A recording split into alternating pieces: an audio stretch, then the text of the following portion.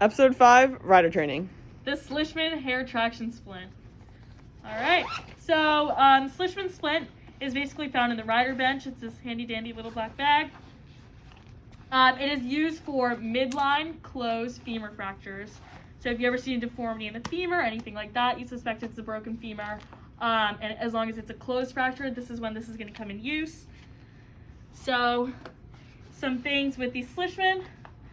So there's 3 parts to this basically. You have the splint itself, so it's this pole looking thing with a buckle on it. You have the stabilizing band. Just gonna unwrap it. So this is our last step. Keep that aside for now. And you have the ankle strap, which is the first step.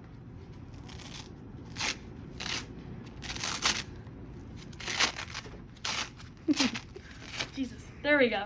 Okay, so basically as riders, you guys don't yet need to know how to apply the splint, but I'll just show you how everything fits together. So first thing, this is gonna go in the ankle.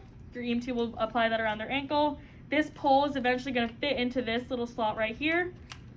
And then traction is gonna be pulled using these 2 knobs.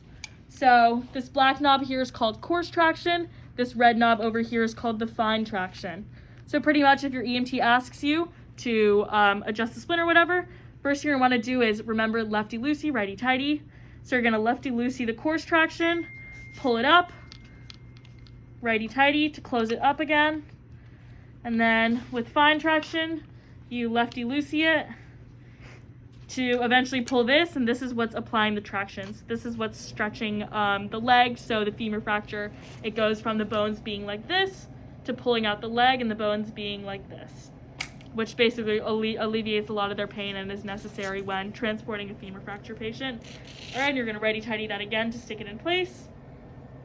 Good, and then last thing is make sure as a rider you're keeping track of the stabilizing band, because eventually the EMT is going to bind the person's legs together to further stabilize. And what else? When you're done with the Slishman splint, make sure that you roll it up as they were rolled in the beginning of the video. So, okay, this is gonna take way too long. You guys get the idea. You're gonna roll everything up and store it all neatly. You're gonna shorten all the poles, the rods again and everything, and then stick it all back in the black bag.